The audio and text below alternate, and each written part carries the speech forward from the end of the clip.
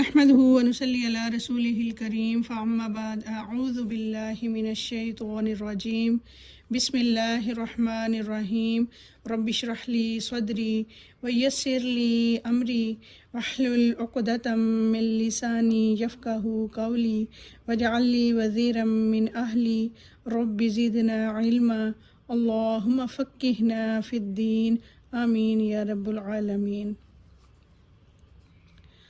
آج ہم انشاءاللہ تعالیٰ دعا مانگنے کا مسنون طریقہ سیکھیں گے جو ہمیں نبی پاک صلی اللہ علیہ وآلہ وسلم نے سکھایا ہے۔ سیدنا فضالہ بن عبید رضی اللہ تعالیٰ عنہ کہتے ہیں کہ ایک روز رسول اللہ صلی اللہ علیہ وآلہ وسلم ہمارے درمیان تشریف فرما تھے کہ ایک آدمی مسجد میں داخل ہوا، نماز پڑھی اور دعا مانگنے لگا، یا اللہ مجھے معاف فرما، مجھ پر رحم کر۔ رسول اللہ صلی اللہ علیہ وآلہ وسلم نے فرمایا، اے نمازی، تو نے دعا مانگنے میں جلدی کی، جب نماز پڑھ لو اور دعا کے لیے بیٹھو تو اللہ کے شایان شان حمد و ثنا کرو، پھر مجھ پر درود بھیجو، پھر اپنے لیے دعا کرو۔ فضالہ بن عبید رضی اللہ تعالیٰ عنہ کہتے ہیں کہ ایک دوسرے آدمی نے نماز پڑھی اور اس کے بعد اللہ کی حمد و ثنا کی، نبی اکرم صلی اللہ علیہ وآلہ وسلم پر درود بھیجا تو نبی صلی اللہ علیہ وآلہ وسلم نے ارشاد فرمایا، اے نمازی دعا کر، تیری دعا قبول کی جائے گی۔ یہ سنن ترمذی کی حدیث نمبر 3476 ہے۔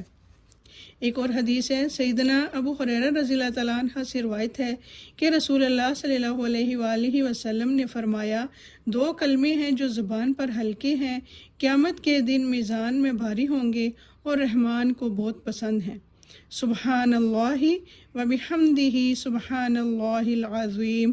پاک ہے اللہ اور اسی کی تعریف ہے، پاک ہے اللہ عظمت والا۔ یہ صحیح مسلم کی حدیث نمبر 6846 ہے۔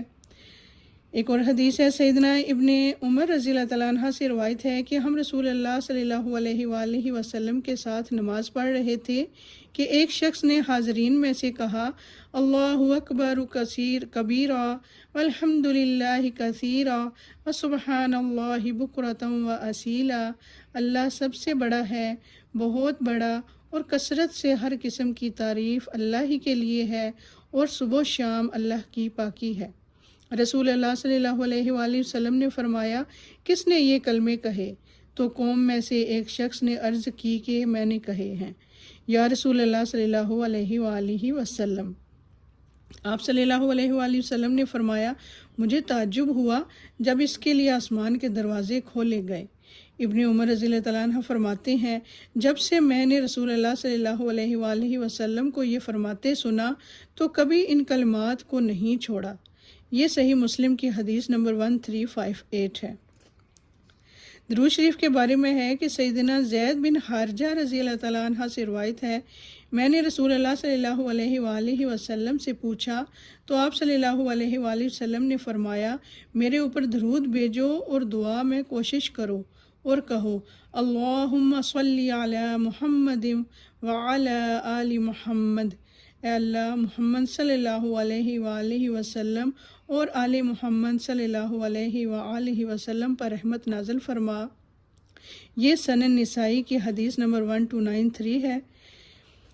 سیدنا ابو سعید خدری رضی اللہ تعالیٰ عنہ نے بیان کیا کہ ہم نے کہا، اے اللہ کے رسول صلی اللہ علیہ وآلہ وسلم، آپ پر سلام اس طرح کیا جاتا ہے، لیکن آپ پر درود کس طرح بھیجا جائے؟ آپ صلی اللہ علیہ وآلہ وسلم نے فرمایا، اس طرح کہو، اللہم صلی علی محمد اللہم صلی علی محمد عبدک و رسولک کما صلیت علی ابراہیم وبارک علی محمد وعلی آل محمد کما بارکت علی ابراہیم وآل ابراہیم۔ اے اللہ اپنے بندے اور رسول محمد صلی اللہ علیہ وآلہ وسلم پر اسی طرح رحمت نازل فرما جس طرح تو نے ابراہیم علیہ السلام پر رحمت نازل فرمائی، اور محمد صلی اللہ علیہ وآلہ وسلم اور آل محمد صلی اللہ علیہ وآلہ وسلم پر اسی طرح برکت نازل فرما جس طرح تو نے ابراہیم علیہ السلام اور آل ابراہیم علیہ السلام پر برکت نازل فرمائی۔ یہ صحیح بخاری کی حدیث نمبر 6358 ہے۔ اللہ تعالی ہمیں ان احادیث پہ عمل کرنے کی توفیق عطا فرمائے۔ وآخر دعوانا ان الحمد للہ رب العالمین۔ سبحانک اللہم وبحمدک نشہد ان لا الہ الا انت استغفرک واتوب الیک۔ السلام علیکم ورحمۃ اللہ وبرکاتہ۔